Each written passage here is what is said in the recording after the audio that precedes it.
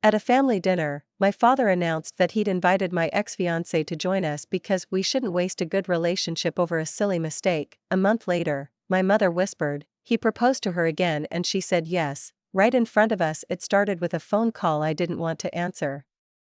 My mom had been calling for weeks, leaving guilt-laced voicemails about family, about healing, about how time heals all wounds. She never said her name, but I could hear Celine's voice in the background on more than one message. Then one afternoon, she called from a number I didn't recognize. I picked up, assuming it was work-related. It wasn't. "Calla," she said gently. "Please. Your father's turning 70. You haven't seen him in almost a year. Just come. Just dinner. Please." I hesitated. It had been 11 months since I found out Bram, my then fiancé, was cheating on me. With my sister. My little sister. The same one who used to braid my hair and cry when I went back to college after holidays.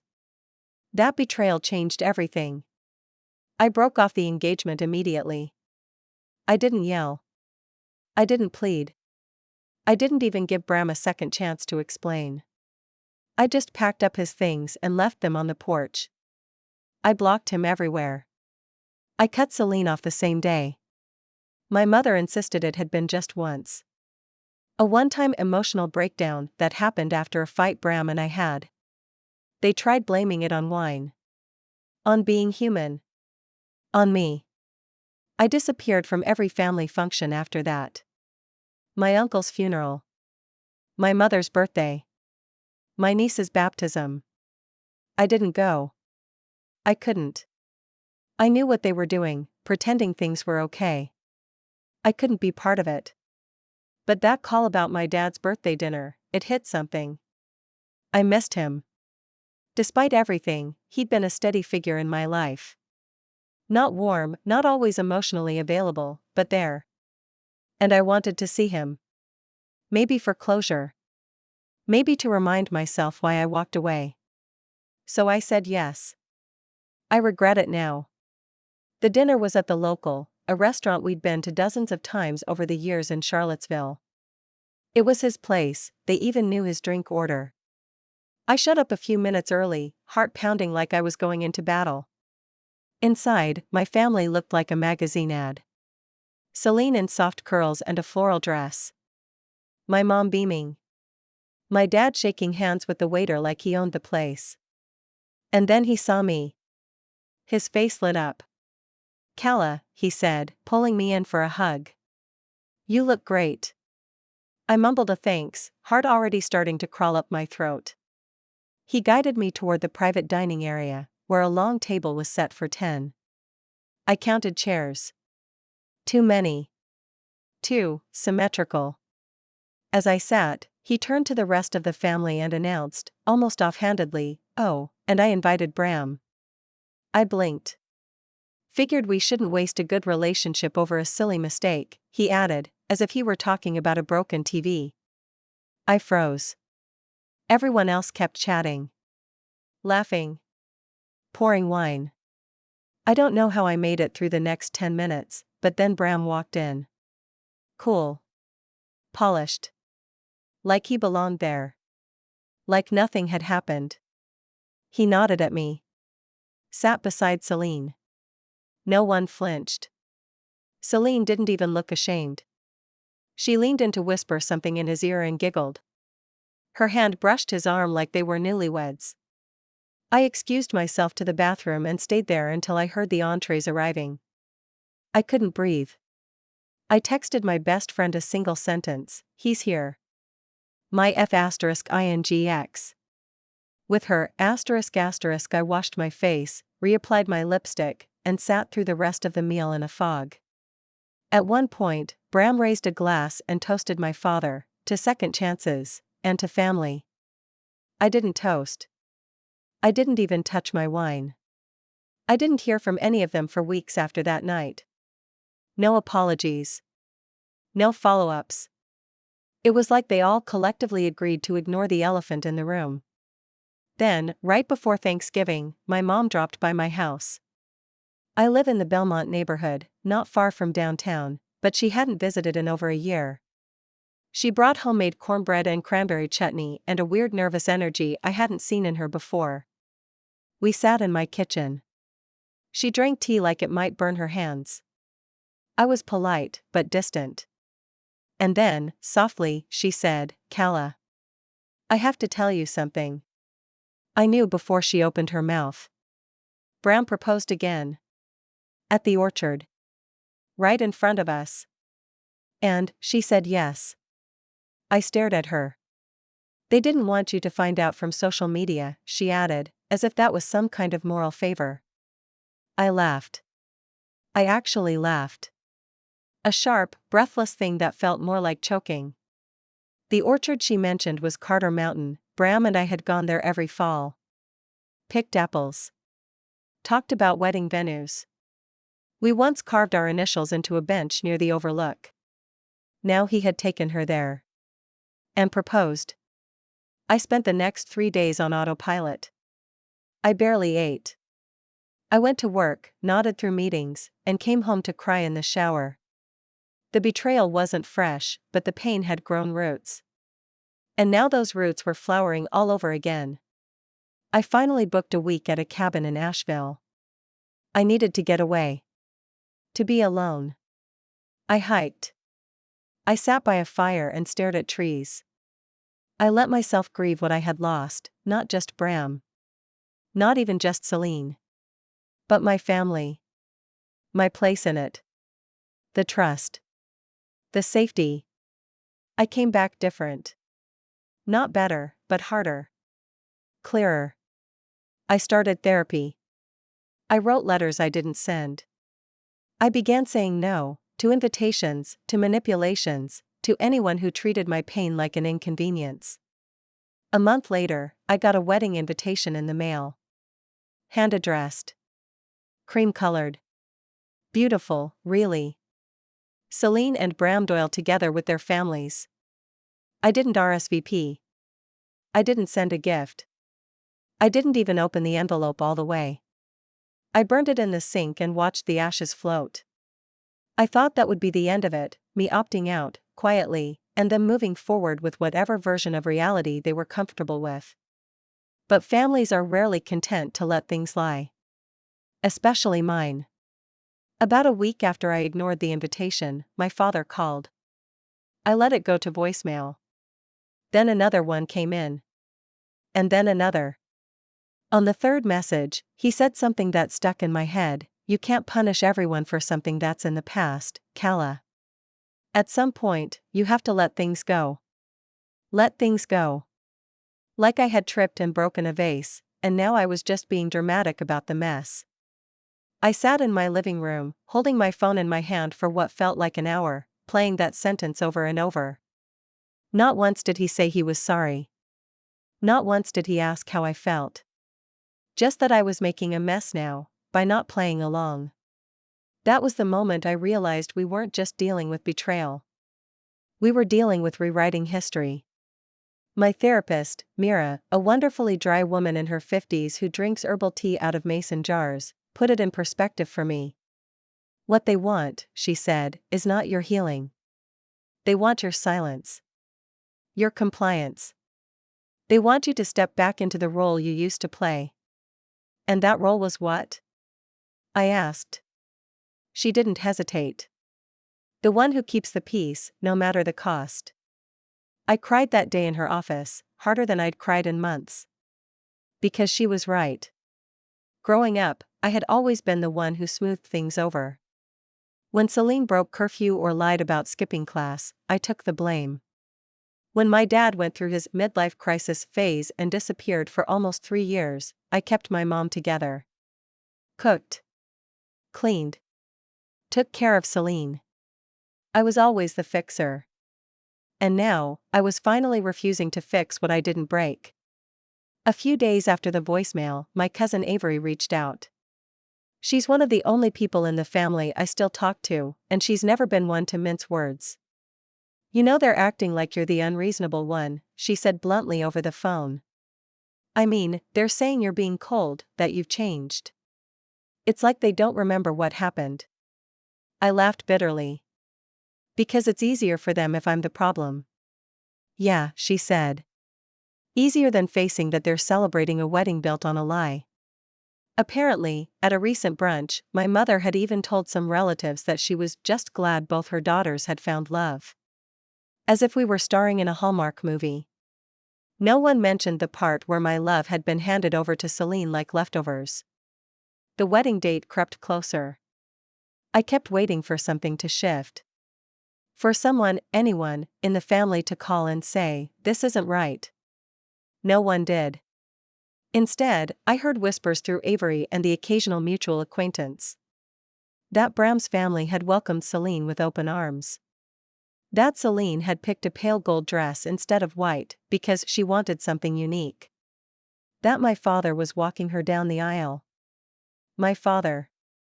The same man who told me, years ago, when I got engaged to Bram, that he was proud of me. That he thought Bram was the kind of man you build a legacy with. Now he was building it with her. There were moments I doubted myself. Not about leaving Bram, never about that.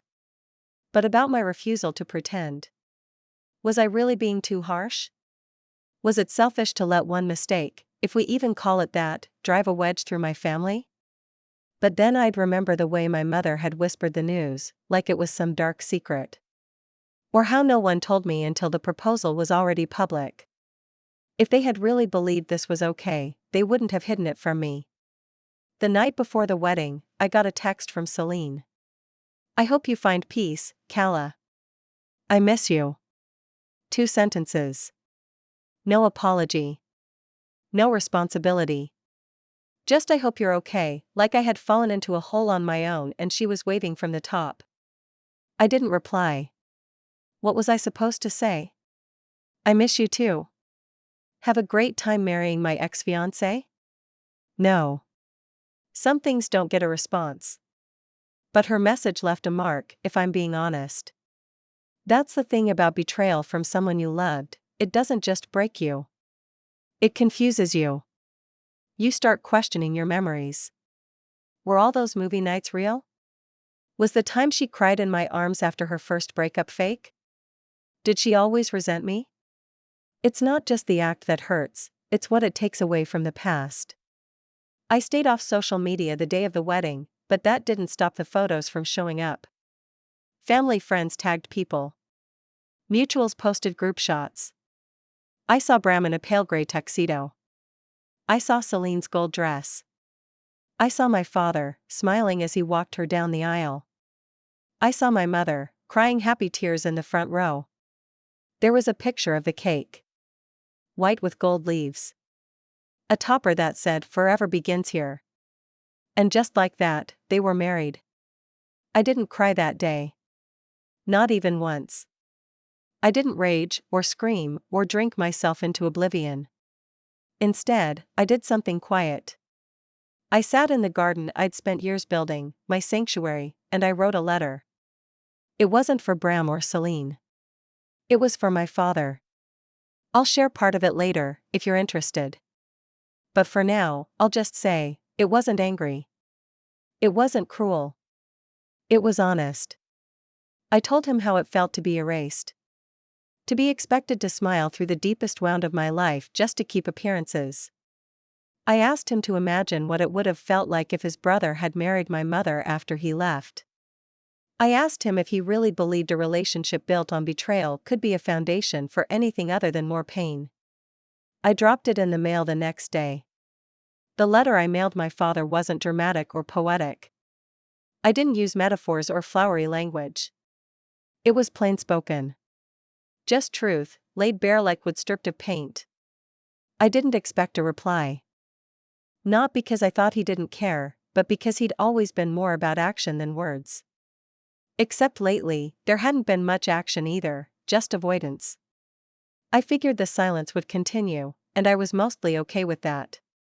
But a few days later, my mother called again. She always starts with small talk. The weather. Her neighbor's dog. How the tulips in her garden are starting to bloom. I let her go on for a while before gently asking, "Did he read it?" She went quiet. Then, softly, he did. He cried. I didn't know what to do with that. It didn't change anything, not really. It didn't erase the wedding. It didn't change the fact that he walked her down the aisle, or that he toasted the groom who used to be mine. But it did stir something. Not forgiveness, not yet. But maybe the first breath of it. I asked if she thought he understood. I think, he understands now more than he ever did before, she said. He won't say it, Kala. He's terrible at saying it. But I saw his hands shake when he finished reading it. There was a long pause. Then she added, he asked me if it was too late. I didn't answer her. Because I didn't know. In the weeks that followed, I kept to myself. I focused on work. College application season had started, and my inbox was overflowing with student essays, transcripts, and anxiety. I volunteered to lead a small after-school group for girls navigating relationship drama, which in hindsight might have been ironic. But it gave me purpose. One Friday afternoon, after a long day of mock interviews and SAT prep, I walked into my kitchen and found a package on my porch. No return address. Just my name, in my dad's handwriting. Inside was a photo album. One I hadn't seen in years. It was wrapped in tissue paper, no note attached. The album was old, leather-bound, cracked at the edges. Inside were photos from my childhood. Me on my first bike. Me holding Celine when she was a baby. Family vacations. School dances. Pictures of Bram and me at our engagement party, frozen smiles that now felt like they belonged to strangers. But tucked in the back pocket, behind a photo of my college graduation, was a folded piece of stationery. My father's handwriting again. He wrote about his confusion. About how he thought he was doing the right thing by keeping the family together. How he convinced himself that if he could just get everyone in the same room, we'd fall back into rhythm. He wrote about guilt. About watching me walk into that dinner and realizing too late that he had invited me to my own funeral, the death of my role in the family as I knew it. He wrote, "You're not the one who broke this. And you never should have been expected to fix it." That line undid me. I sat on my porch and read it 5 times, until my tears blurred the ink. But still, Celine never reached out again after that text. No apology. No letter. Nothing. And somehow, that silence stung more than the betrayal itself. Because it meant she either didn't understand the magnitude of what she'd done, or she did, and didn't care enough to make it right. Through mutual friends, I heard bits and pieces of how married life was going. Bram and Celine went to Belize for their honeymoon. They were house hunting in Crozet. Bram had started working remotely, and Celine was talking about maybe going back to school. I kept expecting to feel something when I heard these updates. Anger. Jealousy. Regret. But mostly, I just felt tired. I wanted to be free of them. And I was beginning to realize that forgiveness might be less about condoning what happened, and more about cutting the tether that still tied me to their choices. Around this time, Avery invited me to a family lunch. She framed it casually, just a few cousins getting together. No one dramatic. I promise. I hesitated. Then I asked point blank, "Will they be there?" She was quiet for a moment before saying, "No. I wouldn't do that to you." So I went. It was held at a small farm-to-table cafe just outside town. A dozen or so people showed up, faces from my childhood, familiar but older now. We laughed. We reminisced. It wasn't uncomfortable, just cautious. Like everyone was waiting to see if I would snap or get up and leave. I didn't. I even smiled for a few photos. Later, when most people had gone, one of my older cousins, Marin, sat beside me. She had always been the blunt one in the family. "You've held your ground," she said. I admire that. A lot of people would have caved just to keep the peace. I told her I wasn't interested in peace that came at the cost of pretending nothing happened. She nodded. It's wild how everyone wants to skip the hard parts. Like if we don't talk about it, it's not real. That line stuck with me. Because it was true. My family didn't want to face the betrayal. They wanted to smooth it over. Like a rug you shove dust under. But the dust doesn't go away. A few weeks later, out of nowhere, I ran into Bram. It was at a bookstore downtown. Of all places. I was reaching for a copy of The Art of Leaving by Aaron Boyle when I heard a voice behind me say, "Didn't think I'd see you here." I turned. And there he was. He looked older. Tired, maybe. The same cocky posture, but something dimmer behind his eyes. We stood there for a moment. Strangers in the same familiar skin. He smiled like nothing had ever happened. "You look good." I didn't smile back. "I won't keep you," he said after a beat. "I just wanted to say I'm sorry. For everything. For the way I hurt you. You didn't deserve that." I stared at him, trying to decide what I felt. Not rage. Not sadness. Just distance. "Thank you," I said simply. And then I turned and walked away. That was it. No dramatic confrontation. No closure scene. Just two people who once planned a life together, standing on opposite ends of a story they ruined. After running into Bram at the bookstore, something shifted in me. I wasn't shaken, or sent spiraling like I used to be. If anything, the encounter was boring. That was the real surprise. For the first time since everything happened, I didn't feel like a supporting character in someone else's drama, I felt like the author. And I wasn't interested in his story anymore. But I still hadn't figured out what to do about her. Celine. Bram's betrayal was deep, sure, but hers?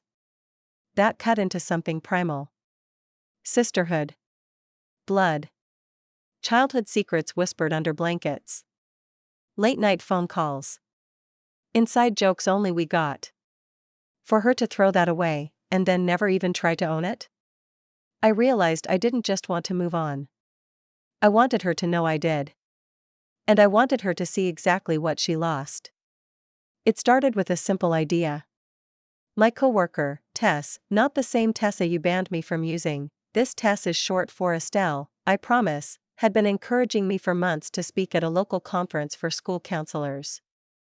I always declined. But this time I said yes. The theme was rebuilding from ruins, relationships, family, community. I gave a 25-minute talk about the quiet strength in walking away from people who no longer care if they hurt you. I talked about boundaries. I talked about not needing apologies to move on. And I didn't say their names, but anyone in my life who knew the story could see right through the subtext. The talk was recorded. And a few weeks later, the video started making the rounds in the local education circle. Then it got shared on a small women's empowerment blog. Then someone submitted it to a podcast. And somehow, it landed on a small TEDx event planner's desk.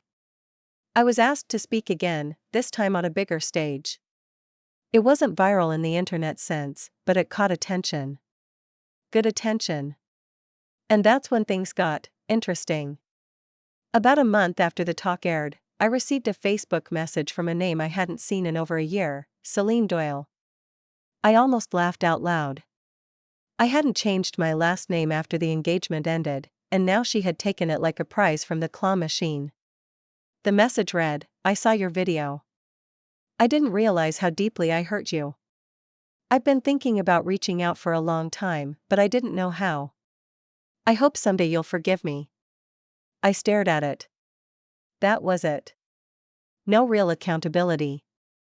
Just a soft little plea wrapped in passive language. I didn't reply. Instead, I took a screenshot and sent it to Avery, who immediately replied, "OH. She sees you now." Yes. That was it. That was the moment I realized this was no longer just about pain. This was about power. The revenge wasn't a grand scheme. There were no plotted takedowns, no anonymous exposés. It was slower. Sharper. Realer. It was in every post I made with my new friends, actual friends, laughing in my garden, hosting book clubs, hiking humpback rocks, wine tasting in Afton. It was in every event I was asked to speak at, every small write-up in a local magazine, every time someone came up to me after a talk and said, "You helped me leave, too." It was in my joy. That was the revenge. I rebuilt a life better than the one they stole from me. And they had to watch. I heard from a mutual friend that Celine tried starting her own blog for a while, writing about healing and relationships, but she didn't get much traction. She posted about navigating jealousy between sisters once, which was hilariously ironic, considering the circumstances. Apparently, she also applied to a local grad program I was guest lecturing at. And when she saw my name on the calendar, she dropped the class. Later, that same friend let it slip that Bram had been stressed about money, his remote contract got cut, and they'd been arguing a lot. I didn't care. Okay, maybe I cared a little. But mostly, I was just too busy to pay attention. My life had become full in the best way. And not performatively so, genuinely. I wasn't pretending to have moved on anymore. I had. And then came the final cherry on top. The school I worked at asked me to take on a mentorship position, leading new counselors in training. A role that came with a small pay bump, better hours, and way more influence. At the welcome mixer for the new cohort, I met a young woman who introduced herself as Marcy Doyle. My eyebrows raised before I could stop myself. She smiled, like she knew exactly what I was thinking. "Cousin by marriage," she said, rolling her eyes. Bram sighed. "Not a fan." I laughed harder than I should have. We got coffee a few weeks later. She told me all about the family, how Bram's parents were awkward about the wedding, how the vibe was off even during the ceremony, how his younger brother once admitted he always wanted Callum more. I didn't say much. I didn't need to. The universe had already tied it up in a bow. And so, here's where things are now. I still haven't spoken to Celine. I still don't intend to. My father and I are slowly rebuilding something, not the same as before, but something rooted in truth. He listens now. He doesn't try to fix. He just shows up. My mother still wishes we'd all just go back to normal, but even she's starting to understand that what's normal for one person is deeply harmful to another. As for me, I'm good. Better than good. I'm finally living a life that isn't waiting for anyone else's permission. And every time someone calls me by my own name, not his. Every time someone thanks me for helping them leave a toxic situation. Every time I laugh and mean it.